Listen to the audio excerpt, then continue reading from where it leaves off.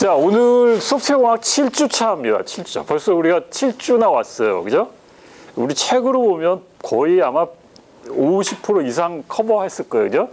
이제 이런 게 왜 그러냐면 앞부분에 상당히 중요하고 어려운 부분이 많기 때문에 그래요. 그죠? 그래서 이미 여러분들이 반까지 온 거는 거의 우리가 소프트웨어 개발에서의 중요한 내용은 많이 다룬 거나 마찬가지입니다. 자, 우리가 설계 부분을 다루고 있는데 오늘은 유저 인터페이스 설계에 대해서 좀 공부를 해볼게요. 유저 인터페이스 그러면 여러분 어떤 생각이 들어요? 개발자가 될 사람으로서 보이는 화면, 또 혹시 이 중에 이건 내 일이 아니야 라고 생각하는 사람 없나요?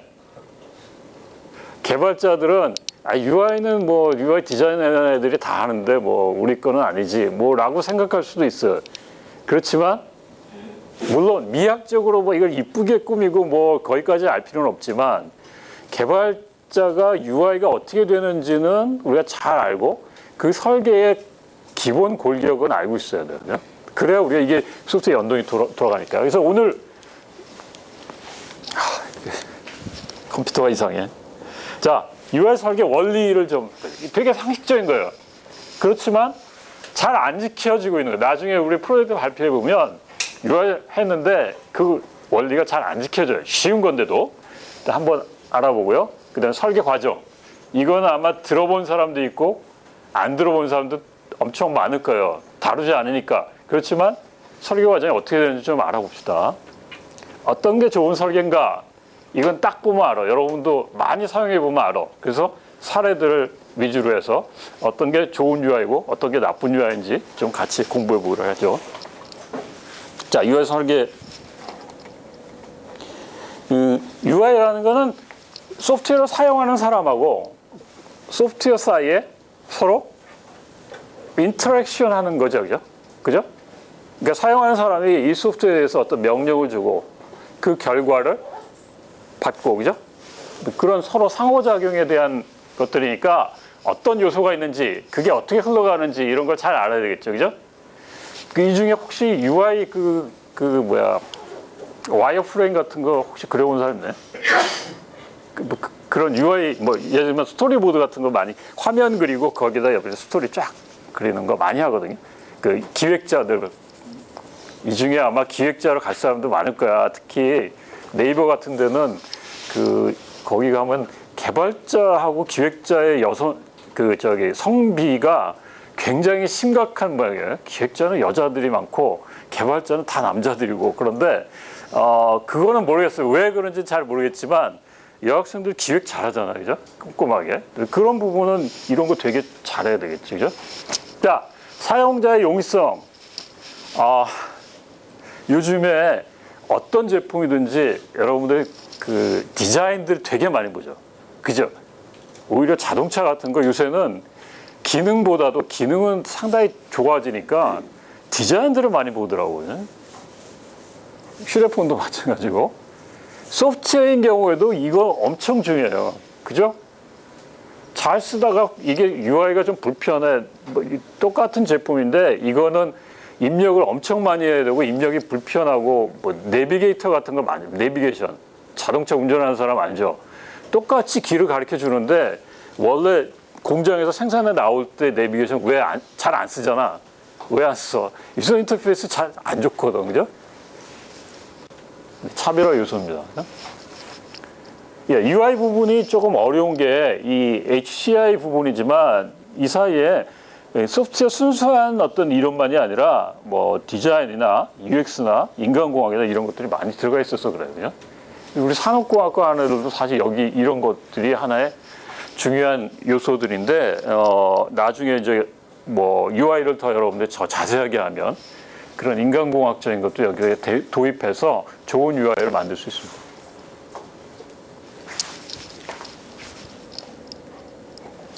자, 사용성이라는 게 제일 큰 타겟이거든요. 그러니까 UI를 어떻게 하는 게 제일 좋은지, 제일 좋은 거는 편하게 해야 되죠. 그죠? 그리고 한번 UI를 쓰면 쉽게 잊어버리지 않게. 그죠? 요즘은 다 GUI로 돼 있어서 별로 잊어버리지 않죠. 그죠? 근데 우리 세대 같은 경우는 GUI가 나오기 이전에 뭐 커맨드 스타일의 워드 프로세서도 많이 쓰고요. 옛날에 유닉스에 VI라는 스크린 에디터가 있는데 그거는 다 외워야 돼, 커맨드를. 근데 한번 배우면 좀 잊어버리지 않아요. 그 UI 같은 거 VI 저 스크린 에디터는 지금 나 다 잊어버리거든요. 근데 그런 한번 쓴 다음에 금방 잊어버리는 건 별로 좋지 않은 거죠, 그죠?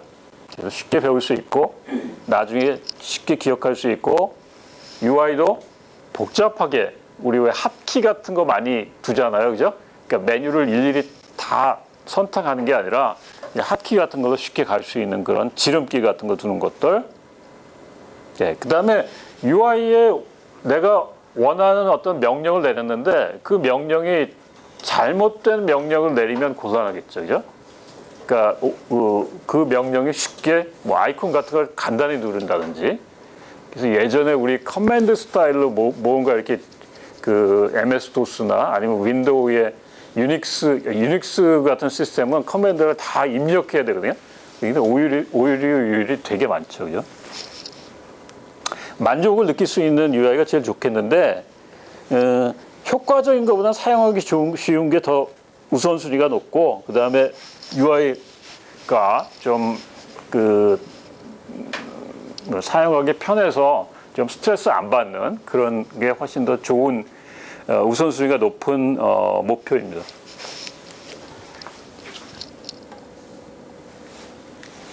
자, 그 다음에 UI 설계할 때 우리가 중요하게 생각하는 거는 이 멘탈 모델이라는 게 있어요.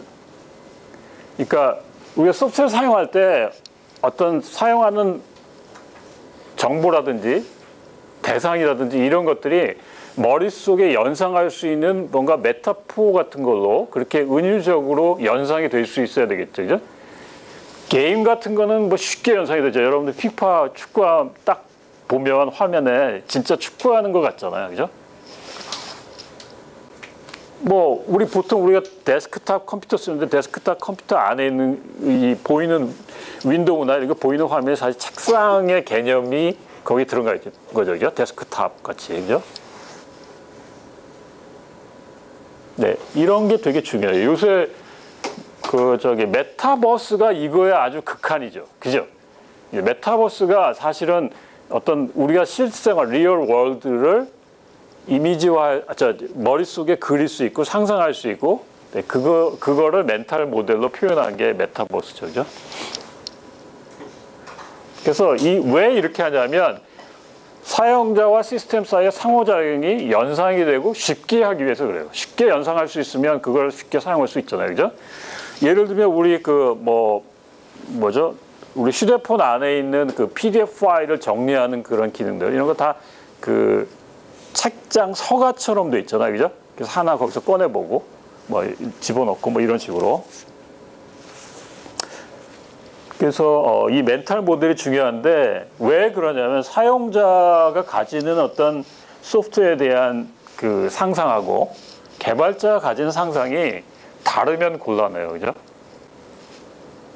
그러니까 이거를 일치하기 위해서 우리가 메타 모델을 만들고 거기에 맞춰서 우리가 UI나 여러 가지들을 개발합니다. 네, 연상이 되기 쉽게 하기 위해서. 그죠?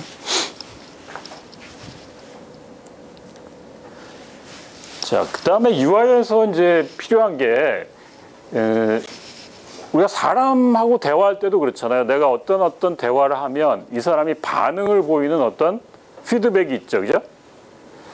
우리가 소프트웨어도 마찬가지입니다. 소프트웨어에서 만약에 피드백이 잘 안 돼 있는 소프트웨어를 사용하는 거는 되게 답답해요, 그죠? 예를 들면 여러분들 파일을 카피하는데 예전에 내가 오래전에 쓰던 MS 윈도우 3.0 이런 거는 이게 없었어요. 파일을 카피하는데도 이게 지금 현재 몇 프로가 카피됐는지, 카피되고 있는 건지, 카피가 완료됐는지 이런 피드백이 없었다고요. 그러나 지금은 몇 프로 카피됐는지, 이게 중단됐는지 이런 게 다 보이잖아요, 그죠? 근데 여러분들 시스템도 마찬가지예요. 어떤 메뉴를 눌렀는데 얘가 시간이 많이 걸리면 지금 하고 있어, 좀 기다려, 뭐 다른 키를 눌렀을 때, 그죠? 그리고 다 완전히 끝났어, 뭐 그런 얘기를 해야지. 커맨드를 뭐 어떤 메뉴를 누르고 뭔가 실행이 됐는데 결과가 화면에 나타나지 않고 똑같아. DB에만 바뀌어졌어. 이거는 사용자가 알 수 없는 일이죠. 그죠? 피드백이 되게 중요하다는 거. 이거 알죠? 그죠? 회전필. 뭔가 지금 일을 하고 있어. 아직 안 끝났어. 뭐 그런 거. 명령에 대한 진행 상황과 입력 내용의 해석이 궁금한 사용자한테 친절하게 팝업 창이나 아니면 현재 과정을 알려줄 수 있는 그런 내용이 들어가 있어야 됩니다. 우리 이 클래스 중에 이런 것들이 많이 안 돼 있는 게 되게 많아. 뭘 하나 만들면, 예를 들면 퀴즈 같은 거 하나 만들면 그 퀴즈의 결과가 미리 보기 같은 걸 꼭 눌러야 되는데, 그 내가 퀴즈를 다 만들었을 때 그거 하면 미리 보기로 딱 보여준다든지 아니면 컨펌을 한번 받는다든지 이런 과정이 필요한데 이런 것들이 되게 약하더라고요. 자, 그 다음에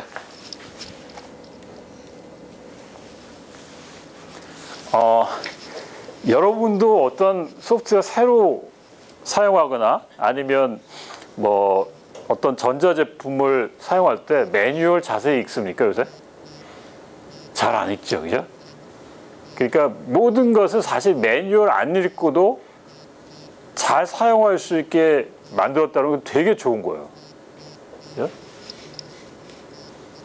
그러면 우리 시스템에서는 이제 매뉴얼 잘 안 읽으니까 이런 그 뭐 에러 메시지나 아니면 뭐 이런 팝업 창에서도 좀 자세하게 친절하게 정확하게 알려줄 필요가 있어요. 그죠?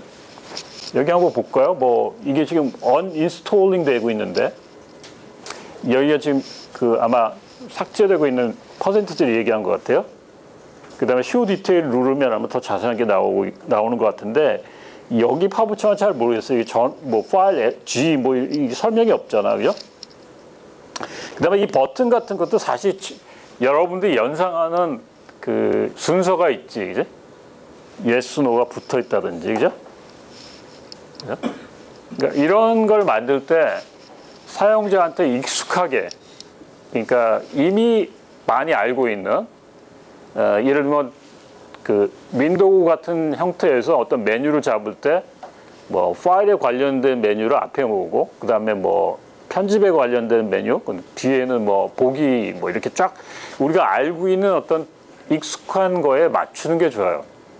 그러니까 이게 아주 독특한 거, 새로운 걸 여러분들 개척했다 그러면 여러분 아이디어로 하도 좋은데 이미 사용하고 있는 거하고 뭐 유사하다든지 아니면 여러분들 워드를 하나 만든다. 그 워드를 만들 때 되게 아래한 한글이나 MS 윈도우나 같은 형태를 취하고 있는 거는 이런 것 때문에 그런 거예요.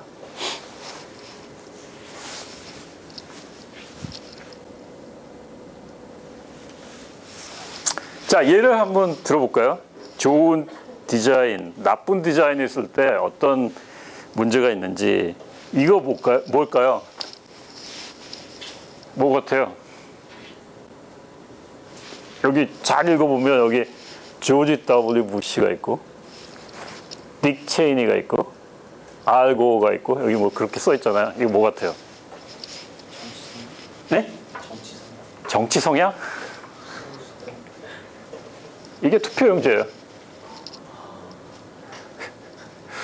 여러분들 우리도 투표할 때 그 저기 지방선거랑 대통령 선거 같이 하지 않지만 효과적으로 하려면 국회의원 선거 같이 하는 게 비용이 적게 들죠. 그죠? 물론 여러분들이 노는 날이 더 많아지려면 따로따로 하는 게 더 직장인들한테 좋을지 모르지만 선거에 드는 비용으로 생각하면 같이 모아서 하는 게 좋죠. 그죠? 네, 미국 같은 데 다 모아서요. 근데 이게 뭐냐면 얘네들은 투표를 우리 같이 이렇게 뭐 도장 찍는 게 아니라 여기에 펀치를 해요. 구멍을. 응? 이 사람한테 투표하려면 여기다 구멍을 찍어야 돼. 이 사람한테 투표하려면 여기다 찍어야 돼. 근데 요 구멍을 뚫는 기계가 여기 투표를 이렇게 여기 그 우리 투표하는 데스크에다가 잘 맞춰야 되거든요. 맞춰야지 저게 원하는 데 찍히지. 이걸 잘 못 맞추면 내가 여기다 찍으려고 그러는데 여기다 찍히고 막 그러거든요. 펀칭이 되는 게. 이때가 2000년인가? 나도 그때 이제 연구원에서 미국에 있었는데 이 선거가 어떤 선거인지 혹시 아는 사람인데 되게 막상막하 시소였어.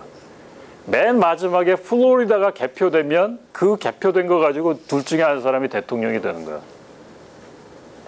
근데 결국은 이제 플로리다에서 공화당 표가 조금 더 많이 나와서 나중에 뭐 다시 개표하고 막 이랬거든요. 그래도 뭐 똑같이 그렇게 나왔는데 나중에 열어보면 그 거기에 플로리다에 은퇴한 그 나이 많은 분들이 많이 살거든요.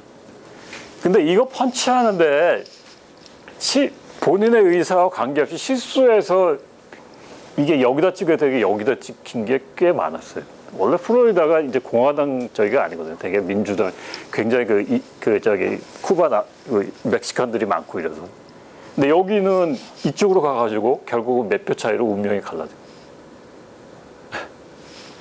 대표적인 잘못된 UI 사례입니다. 물론 소프트웨어는 아니지만 투표용지를 이렇게 굉장히 복잡하게 만들고 실수를 쉽게 하게 만들어서 나쁜 UI 중에 하나예요. 자, 그러니까 이거는 소프트웨어 UI는 아닌데 우리나라의 대표적인 잘못된 UI가 하나 있어요. 대구에서 지하철 그 화재 사건이 있었죠. 그죠? 그때 그 화재가 방화지만 화재가 나서 지하철에서 사람들이 갇혀가지고 많은 사람이 희생이 됐어요. 그 지하철 안에서 만약에 불이 나거나 뭔가 비상이 됐을 때 문을 열어야 되잖아요. 예전에 여러분들이 아마 봤을 텐데 지금은 바뀌어졌지만 예전에 문이 어디 있었죠? 예전 지하철. 지금은 다 들어가서 이것 때문에 바꿨는데 예전에는 사람이 앉는데 이 밑에 있었어요. 거기 누구 아는 사람만 알지 화재 현장에 껌껌한데 그걸 누가 꺼내놔요. 지금은 다 어떻게 바뀌었죠? 그 화재로 인해서 바뀐 게 문 옆에 보면 이렇게 잘 보이게 투명 창에 딱 그 깨고 열 수 있잖아요. 그죠? UI가 엄청 중요해요. 그죠? 소프트웨어는 뭐 이렇게까지 잘못됐을 때 피해 상황이 적지만 소프트웨어도 사실은 이 UI 어떻게 만드냐에 따라서 크게 좌우될 수도 있어요. 자, UI 중요합니다. 여러분들 만들 때도 UI를 잘 만들어 봐요. 자, 사용성을 좋게 하려면 좋은 UI를 만들려면 테스트를 해야 돼요. 그러니까 사용자 테스트는 누가 하냐면 사용성 테스트는 주로 사용자한테 물어봐야 되겠죠. 그죠? 그래서 우리가 필드 테스트, 사용자 테스트 이런 건 뭐냐면 다 개발하고 이제 사용자한테 의뢰해서 그 시험을 할 때 이게 UI 측면에서 잘 쉽게 접근할 수 있는지 잘 이용되는지 이런 것들을 좀 알아볼 필요가 있고요. 그다음에 UI 전문가에 대한 평가, 그다음에 좋은 거는 프로토타입을 만들어 보는 게 좋아요. 그죠? 뭐 종이로 그린다든지 아니면 뭐 코드로 만들어서 한번 실행되는 걸 보여주거나. 좋은 UI는 아까 뭐라고 그랬죠? 사용자의 초점을 맞죠. 자, 이 얘기 아마 여러분들이 평생 개발자로 좀 기억했으면 좋겠는데 사용자와 개발자 사이에는 한쪽이 편해지면 다른 쪽은 불편해져요. 무슨 얘기냐면 사용자가 편해지려면 여러분들의 프로그램은 조금 더 복잡해지고 좀 더 세심해져요. 조금 더 밤을 많이 새야 돼. 만약에 여러분들이 조금 쉽게 코딩해서 사용자한테 알아서 텍스트 입력하는 것도 에러가 날 수 있게 걸러내는 게 별로 없고 셀렉션 박스 같은 것도 잘 안 쓰고 그냥 뭐 게시판만 쫙 나열하고 뭐 이런 경우는 사용자는 되게 불편해지지만 여러분들 프로그램은 되게 간단하죠. 그러면 안 쓴다는 거죠, 그죠? 아마 여러분들 다 이미 그건 느끼고 있을 거예요, 그죠? 모든 정보를 그냥 엑셀 테이블 같은 걸로 딱 던져주고 네가 알아서 입력해라고 하면 그 다음에는 사용자는 불편해지고 점점 더 입력을 안 할 거고 입력에도 오류가 많을 거고 그러면 이제 오류된 자료는 여러분들이 다 프로그램 짜가지고 걸른다든지 널 데이터 그거 핸들링하기 위해서 프로그램 되게 복잡해지죠. 그러니까 이거는 사용자의 배려를 하려면 우리 프로그램이 더 잘 설계되고 더 세심해야 되고 좀 더 잘 만들어야 돼. 자, 예, 거기까지가 UI 설계에 대한 그냥 개념이었는데요. 다 쉽게 할 수 있는 거죠, 그죠? 그러니까 우리가 보면 여태까지 우리가 전부 코딩에만 신경 썼기 때문에 UI에 대한 걸 우리가 그 소프트웨어 자세히 우리가 잘 들여다보지 않았어요. 그래서 앞으로 여러분들이 뭐 유드림을 쓰거나 아니면 여러분들 휴대폰 안에 있는 앱을 볼 때 우린 전공자니까 아, 이 UI는 잘 만든 것 같아. 이 UI는 조금 불편해. 이런 것들을 조금 잘 생각해 보세요. 분명히 있어요. 그죠? 딱 설계 원리 단순하고 자연스럽게 만들라. 조금 이따 되게 복잡한 케이스를 보여줄 거예요. 심플해야 돼요. 그죠? 우리 그 애플 계열의 전자제품들이 되게 심플하잖아. 그렇지만 있을 건 다 있지. 그지? 뭐 그 사례로 얘기할 수 있을 거예요. 그죠? 안전한 사용과 오류 회복이 쉽게 해라. 소프트웨어가 안전한 거는 뭐 이거는 뭐 당연한 거죠. 그죠? 그러니까 특히 뭐 예를 들면 의료 시스템이나 아니면 뭐 무기에 들어간다든지 원자력에 들어간다든지 이런 것들은 안전이 되게 중요한데 유저 인터페이스 때문에 잘못된 사례도 되게 많아요. 그러니까 의료 장비 중에 예전에 방사선 치료 시스템인데 이게 UI의 어떤 그 조작하는데 좀 문제가 있어. 디폴트 값을 잘못해서 이제 방사선이 제한보다 훨씬 많이 쬐가지고 사람이 죽고 막 이런 경우도 있었는데, 예, 하여튼 그런 좀 심각한 관련이 있는 데는 신경 많이 써야 되고요. 오류 회복.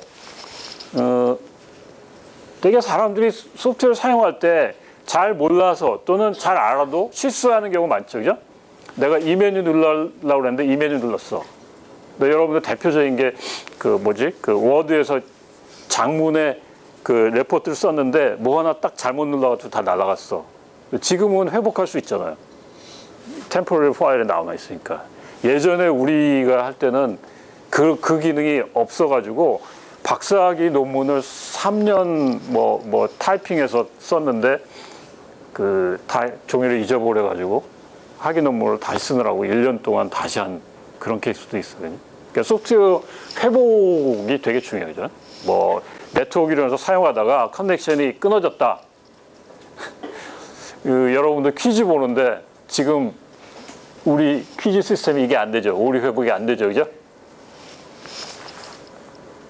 내가 그거 쓰기 전에 그 소크라티브라는 걸 썼는데 그거는 이제 캐나다 쪽에서 만든 퀴즈인데 그거는 훨씬 그 회복이 좋더라고요. 할 수 있을 텐데. 자, 그 다음에 직접 조작하고 바로 피드백 받게 해라. 우리가 사용하는 아이콘이 사실 직접 조작하는 거죠. 그죠? 근데 이제 아이콘 이전에 뭐 커맨드 스타일이라든지 아니면 메뉴 같은 것도 사실 직접 조작보다 뭘 찾아가야 되잖아요. 그죠? 그래서 아이콘 형태가 제일 편해요. 더 편한 거는 음성 인식이 제일 편하죠. 그죠? 음성으로 요새 뭐 하는 그런 시스템이 많잖아요. 그죠? 일관성을 유지해라. UI 화면 중에 어디에다가 메뉴를 뿌린다든지 어디에다가 많이 쓰는 어떤 지름길 링크를 해놨는데 그 위치를 여기서는 여기다 놓고 다른 데서는 다른 데 놓고 이렇게 하지 말고 일정하게 하라는 얘기죠. 그죠? 즉각적으로 만족시켜라. 그러니까 뭐 아까 우리 어떤 명령을 내렸을 때 그 과정을 뭐 잘 자세하게 보여준다든지, 그 다음에 결과를 잘 피드백해 준다든지 이런 것들이요. 단축 명령을 제공해라. 그죠? 만약에 그 메뉴의 그 계층 구조가 너무 복잡할 때는 그거를 메뉴 쫙 내려갔다가 다시 올라갔다가 뭐 이렇게 할 수 없으니까 항상 많이 쓰는 그 메뉴를 항상 화면에 올려줄 수 있도록 상시 메뉴 같은 걸 만드는 게 좋겠죠. 그죠? 인식하기 쉽게 만들라. 예, 이것도 마찬가지예요. 중요한 것들은 화면에 대부분 왼쪽 위에 놓죠. 그죠? 덜 중요한 거는 아래쪽 맨 구석 오른쪽에 놓죠. 그리고 중요한 거는 폰트를 굉장히 크게 만들거나 아니면 그림 뭐 썸네일 같은 걸 아주 멋있게 크게 만들거나, 그죠? 네, 공간 기억 활용하라. 이것도 마찬가지예요, 그죠? 접근성이 좋게 하라. 우리 웹페이지 잘 만든 걸 보면 메뉴에도 있고 어디에 또 딴 데도 거기에 들어가는 부분이 있잖아요, 그죠? 여러 군데에서 접근할 수 있도록. 그리고 이거는 공공기관에 가는 경우에는 우리는 법으로 돼 있는데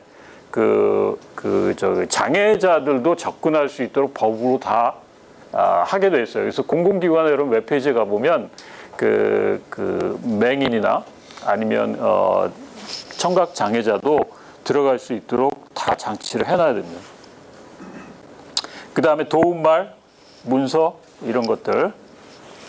그러니까 가능하면 이런 게 없는 게 좋아요, 그죠? 이런 건 다 말로 읽어봐야 되고 되게 신경을 많이 써야 되잖아요, 그죠? 이런 것들을 가능하면 단축해서 뭐 그림으로 보여준다든지 쉽게 상식적으로 해결할 수 있도록 만드는 그런 방법이 필요합니다. 뭐 상식적인 건데 사례는 뒤에 자세한 UI 사례를 가지고 설명하도록 할게요. 자, 이거 초등학교에서 많이 쓰는 상장 인쇄하는 프로그램이에요.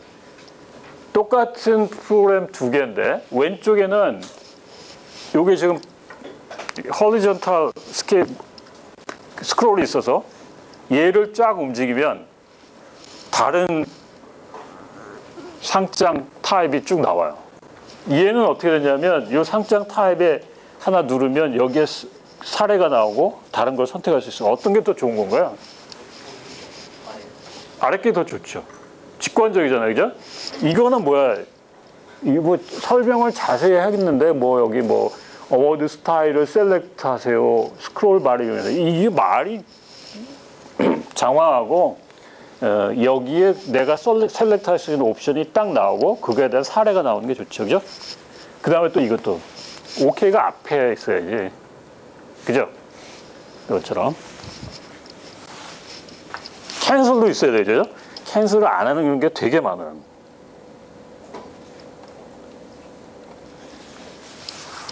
자, 여기 있는 게 별로 따르면 좋지 않은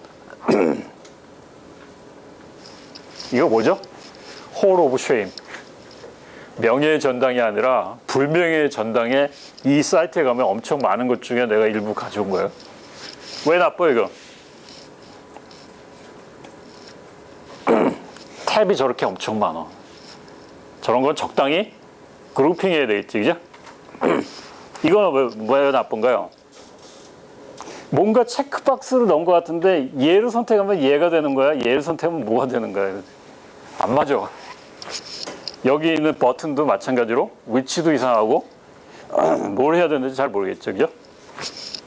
자, 이거 탭이 여기도 있고 여기도 있고 여기도 있고 여기도 셀렉션 박스가 있고 여기는 스크롤이 있어. 너무 복잡해, 그죠? 저런 거는 적절히 나눠가지고 다른 팝업 창에다가 해서 만드는 게 좋겠죠, 그죠? 자, 저 오른쪽에 있는 거는 지금은 없지만 옛날에 애플에서 만든 최초의 윈도우 시스템인 리자 2라는 데 들어가 있던 거예요. 예전에 여러분들 어렸을 때 플로피 디스크 3.5인치짜리 쓴 적 있나요? 플라스틱으로 된 거? 이 리자 2가 이제 이게 외부 장치로 들어가 있었거든요. 근데 예전에 여러분들 IBM PC는 집어넣었다가 빼려면 거기 버튼이 있잖아. 근데 리자나 맥킨토시는 그게 없어. 이걸 넣으면은 자대로 이렇게 읽히는데 빼려면 여기 있는 디스크를 여기 트래시에다 딱 옮겨 놓으면 그게 빠지거든요. 근데 저게 연상이 안 되죠, 잘. 그죠? 저 안에 있는 내용을 지우라는 거야? 뭐 그렇게 오해할 수도 있죠, 그죠? 근데 예전에 내가 대학원 때 처음 리사트를 쓰는데 그때도 이상했더라고요, 좀. 그래서 그 다음에는 뭐 저게 바뀌어졌는데요. 흥미로운 질문이네요. 아이고.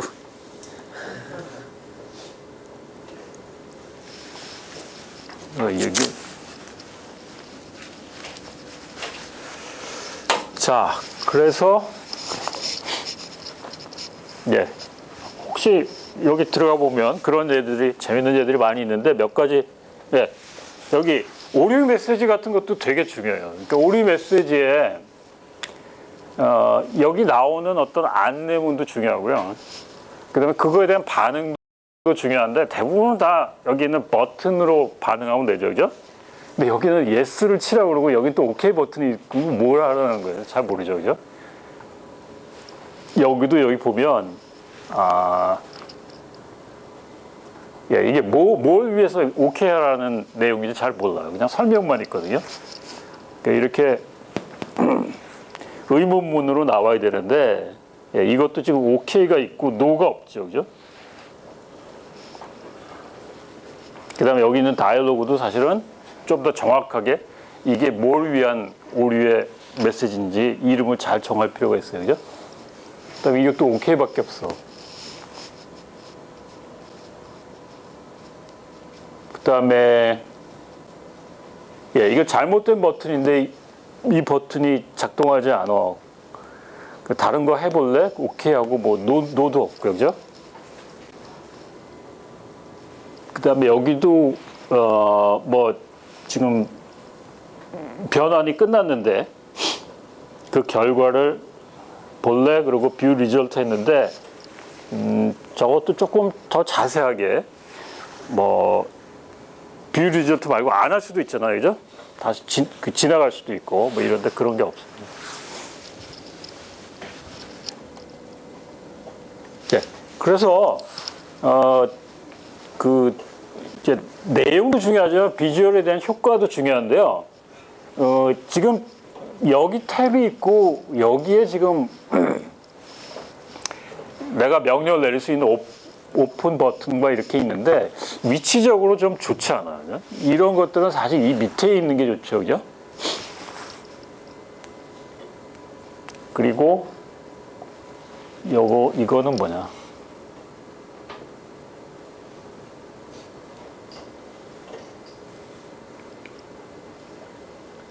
네, 요거는 지금 애니메이션 되는 건데 어떻게 내가 저기 PPT 파일이 아니라서 예, 요거는 어떻게 되는지 잘 모르겠는데 예, 지금 이 게임을 저장하지 않으려면 OK를 눌러라. 이건 좀 이상하죠, 그죠? 저장하려면 OK를 누르는 게 맞겠죠, 그죠? 그 다음에 이거는 예, 여기 이거 순서도 좀 별로 좋지 않고 그 다음에 여기 아이콘 중에 혹시 이해가 안 되는 거 있나요?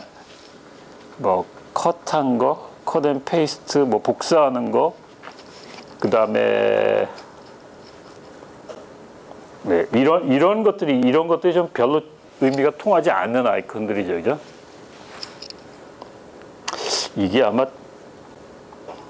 뭐지 이게? 잘라내기였나 이게? 그죠? 그러니까 하여튼 이 아이콘의 그림을 보고 쉽게 그 명령이 연상될 수 있는 그런 게 돼야 되고요. 그 밑에 있는 거 한번 봅시다. 이게 지금 그 정렬이 파일하고 헬프라는 게 저렇게 띄어놨어요. 별로 좋지 않죠, 그죠? 헬프를 여기다 붙여가지고 여기다 놓는 게 좋아요. 헬프 없는 걸로 알 수도 있고요. 그다음에 이거는 사실 이 내용 중에 뭐를 입력해야 되고 뭐가 시스템이 보여주는 메시지인지 잘 구별이 안 되죠, 그죠? 지금 여기 노란 거는 보여주는 거고 이제 그 하얀 거는 얘가 입력하라는 것 같기도 한데 정확하게 그걸 구별해서 시스템에서 뿌려진 내용하고 그다음에 내가 입력할 거는 분명히 텍스트 박스 같은 걸 만들어 가지고 입력하라고 하는 게 좋겠죠, 그죠? 그다음에 예, 이것도 보면 얘는 버튼이죠, 그죠? 근데 얘는 뭐야? 얘는 버튼 아닌 것 같죠, 그죠? 그죠? 그러니까 화면에서 네가 눌러야 될 거하고 누르지 않는 그냥 메시지하고 어떤 타이틀하고를 잘 구별하는 게 좋아요.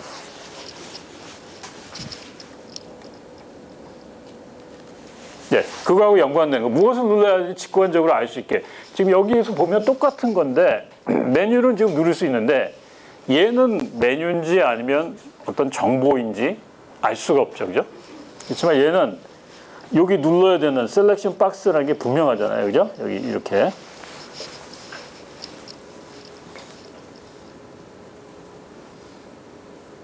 그래서 이런 지금 만약에 모바일 앱으로 만든다 그러면 얘가 지금 어디에 있는지, 그죠?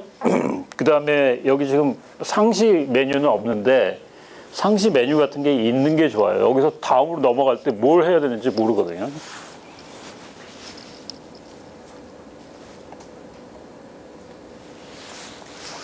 네, 이거는 뭐 가게 그 저기 뭐지? 가계 기록부 뭐 자기 현금 출납한 걸 쓰는 것 같은데 꼭 필요한 것만 하는 게 좋죠, 그죠? 왼쪽 거 보면 어느 날짜에 내가 얼마 썼다 이런 게 기록돼야 되는데 지금 현재 내가 그 저기 그 은행 잔고가 얼마고 뭐 이런 걸 지금 여기다 뿌렸거든요. 근데 여기서 보면 지금 현재 자기 잔고하고 그러니까 이게 뭐 수입하고 지출 잔고 있는 것 같고 그 다음에 오늘 날짜에 지출을 지금 요약해 놨죠, 그죠? 그러니까 저기서처럼 꼭 필요한 거를 디자인하고 이게 지금 상시 메뉴 같은데 상시 메뉴는 되게 이 밑에 부분에 만드는 게 좋겠죠, 그죠?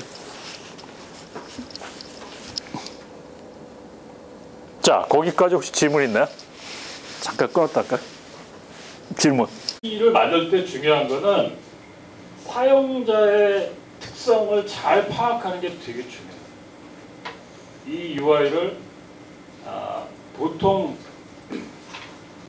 성년이 쓸 거냐, 유아가 쓸 거냐, 아니면 청소년이 쓸 거냐, 또는 요즘은 이게 또 MZ세대하고 세대별로 이게 선호하는 게 다르거든요. 그리고 또 만약 고객의 입장에서 이게 고객들이 이걸 좋아하는 고객층한테 또 다른 걸 좋아하는 고객층이 있을 수 있고 성향에 따라서 잘 분석해 볼 필요가 있습니다. 그 다음에 UI에 대한 자세한 흐름을 알기 위해서 UI의 태스크들을 분석할 필요가 있어요. 어떤 걸 누르면 그 다음에 무슨 화면이 나오고 어떤 걸 누르면 그 다음에 어떻게 흘러가겠다라는 걸 좀 알아야 되거든요. 그걸 UI의 여러 요소를 가지고 화면에 잘 설계하고 구현하고 그걸 이제 사용자 개입해서 테스트하면 됩니다. 뭐 그냥 상식적인 프로죠, 그죠? 아까 얘기한 사용자 분석, 청소년이냐, 숙련자 사용자냐, 초보자냐. 그 혹시 퍼소나라는 얘기 들어본 사람 있나요? 퍼소나?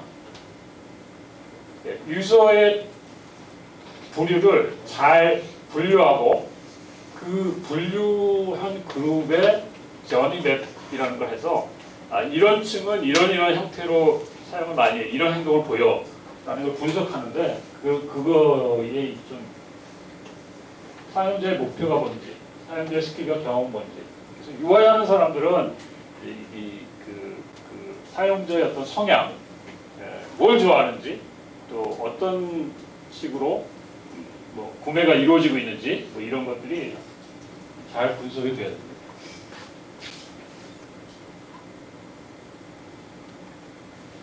네, 그 다음에 태스크 분석.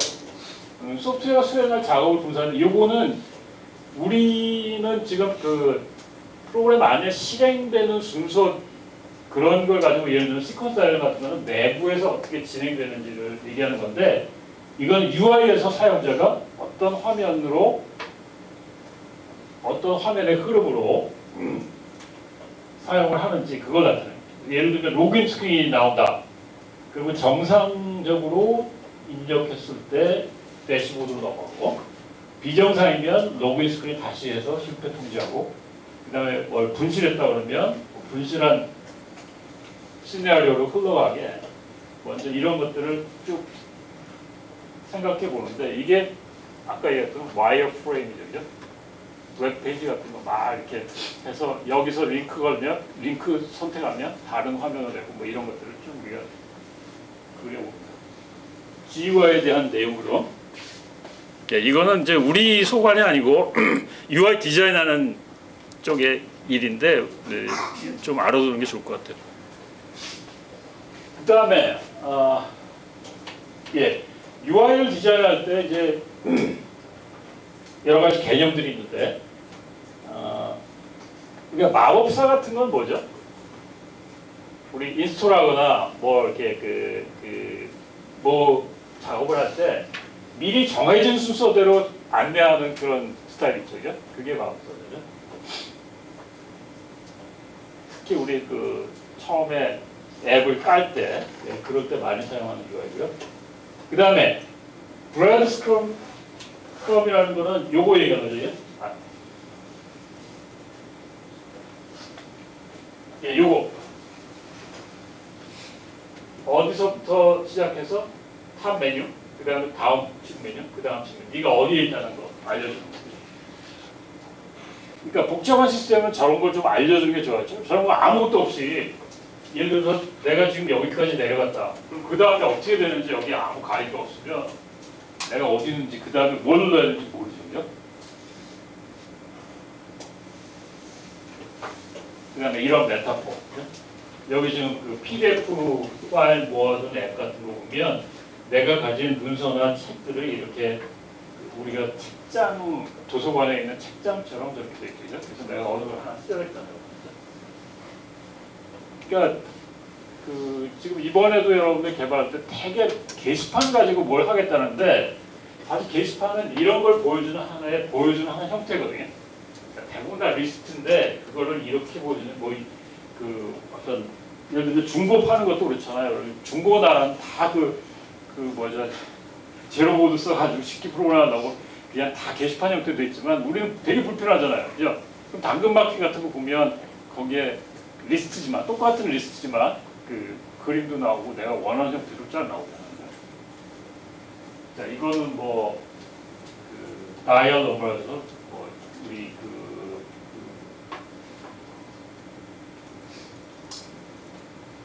우리 지금 지금같이 화상회의 나오기 전에 간단히 보이스로 컴퓨터에서 통신할 수 있는 그런 시스템이 있었는데 그런 전화 같은 UI 비슷한 겁니다. 예, 그 다음에 그렇게 해서 다 설계했으면 테스트를 해야 되는데 이게 사용하기 쉬운 건지 불편한 건지. 그래서 목표는 쉽게 배울 수 있고 어떤 명령을 내렸을 때 잘못된 명령을 내릴 확률이 적은 거. 그 다음에 이번 명령을 내리면 어떤 결과가 나오겠다. 다음에 어떻게 명령해야 되겠다라는 걸 예측할 수 있게. 그 다음에 우리가 사용성 테스트할 때는 이제 한두 명 가지고 하는 게 아니라 여러 명의 테스트를 해야 되겠죠. 그죠? 그래서 설문을 준비하고 사용해 보면서 그 설문에 잘 대답하게 하고 그 다음에 그 데이터를 잘 기록해서 개발자한테 넘겨서 피드백해서 수정할 수 있게 그렇게 사용성 테스트하는 거예요. 우리 가끔 보면 어떤 베타 테스트 할 때 이 사용성 테스트 할 사람들을 모집하잖아요. 그죠? 네, 그런 스타일입니다. 그 다음에 UI 요소는 여러분들 잘 알고 있는데 메뉴바, 그죠? 내가 사용자가 선택할 수 있는 메뉴들이 모아져 있는 거를 우리가 메뉴바라고 그러죠. 요거는 다이얼로그 박스인데 다이얼로그 박스에는 어떤 정보나 질문들이 있고 그 다음에 거기에 대답할 수 있는 버튼이나 어떤 정보를 넣어야 된다 그러면 텍스트 박스나 뭐가 있죠, 그죠? 중요한 건 다이얼로그 박스가 뭘 하는 건지 정확하게 알려줘야 돼요. 이 타이틀 같은 거 중요해요. 그 다음에 이거죠.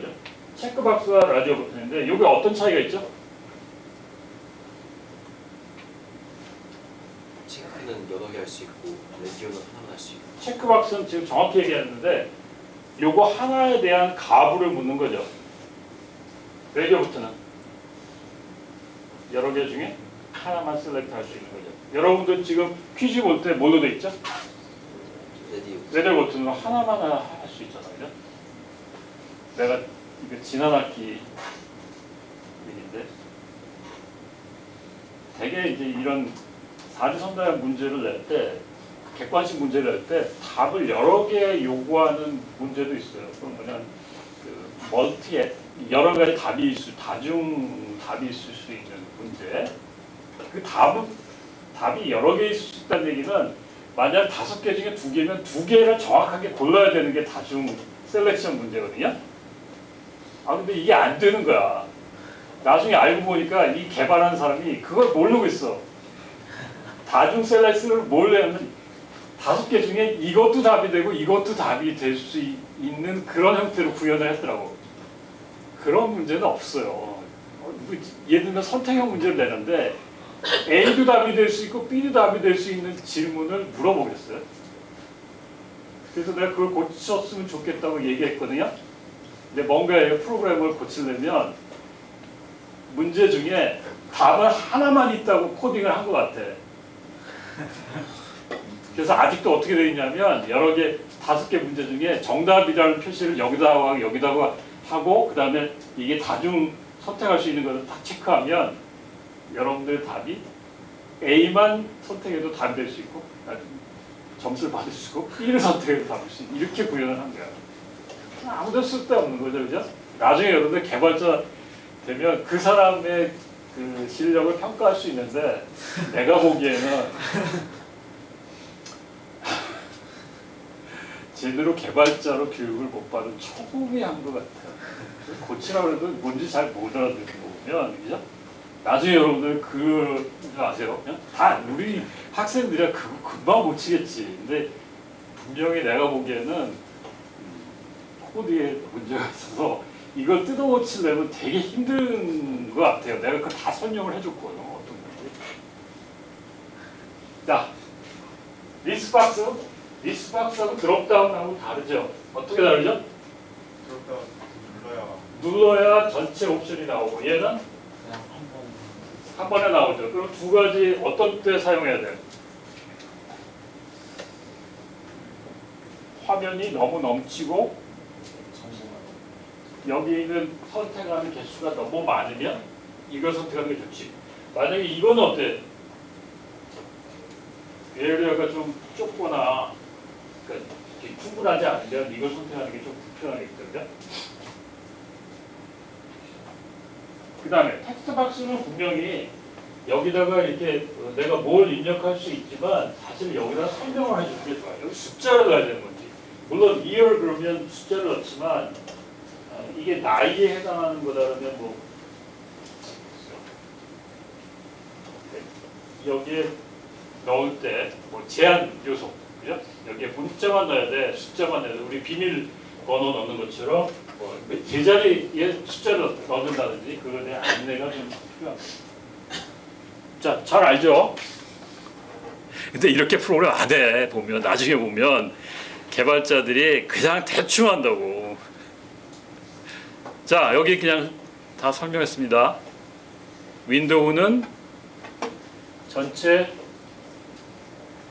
프로그램이 어떤 정보라든지 데이터를 표시하는 영역이 윈도우고요. 탭은 여러 가지 별도의 창구로 내기 위해서 여러 가지 복잡한 내용들이 윈도우 여러 장에 그린다 그러면 그 윈도우 여러 장을 한쪽에 모아서 그거를 선택할 수 있게 하는 게 탭이죠. 그 다음에 명령의 배열이 메뉴입니다. 그러니까 메뉴가 넘치면 서브 메뉴로 넣고, 그죠?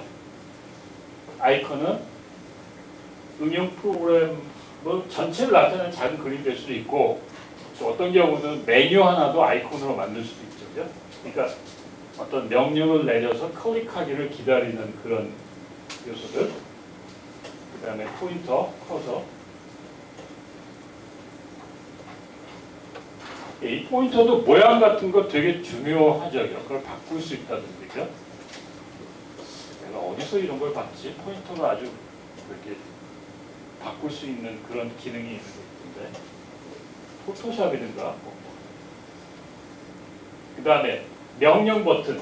사용자 명령을 지시받을 때 사용합니다. 그러니까 우리 팝업 창에서 어떤 명령을 내릴 때 다이얼로그 박스는 시스템이 수행하는 작업에 대한 정보를 사용자에게 입력하게 합니다.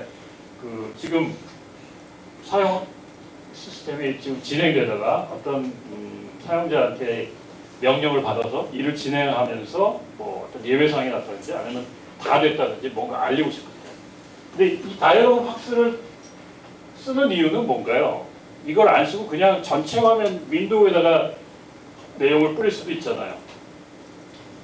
이거하고 이거의 차이는 여기다 뿌리는 거하고 여기다 뿌리는 거 차이는 임시적인 거는 여기다 뿌려야 되겠지. 임시적이 아니고 중요한 정보들은 여기다 뿌리는 게 아니지. 그쵸, 그죠?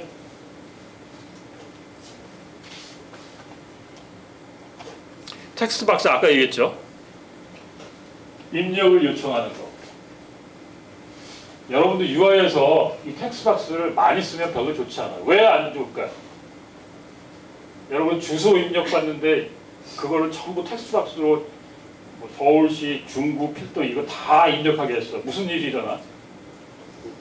못하나. 없는 주소. 그거 그러면 다 사람들 불러가지고 체크해서 집이 제대로 됐는지 확인해야 되잖아요. 그죠? 가능한 입력을 줄이기 위해서 뭘 써요? 다. 이거 드롭다운 리스트 박스나 뭐 이런 거 가서 선택하게 하잖아요. 그죠?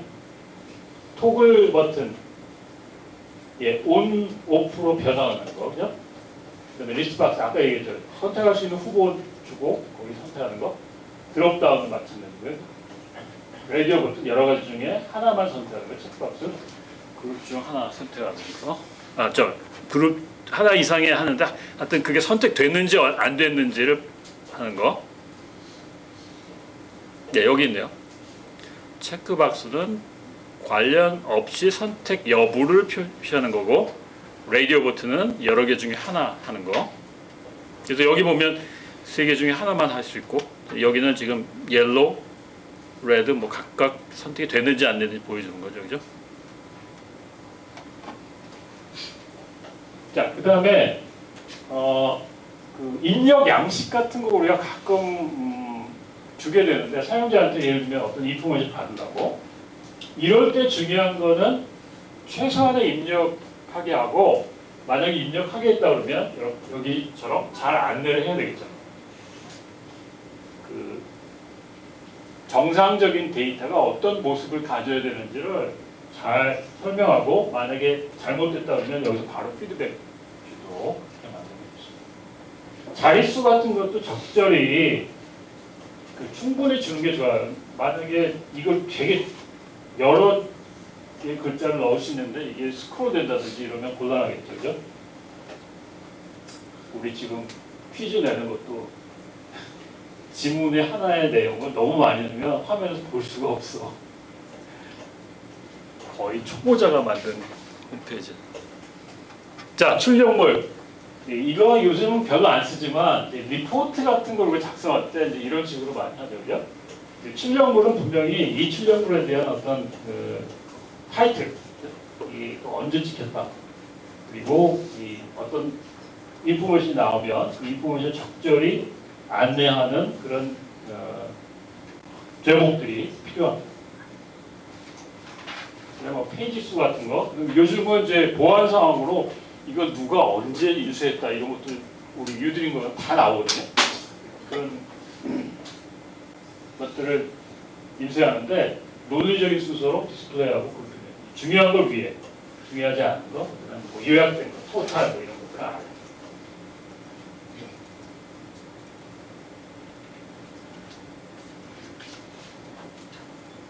자, 거기까지 했는데요. 질문 있나요 혹시?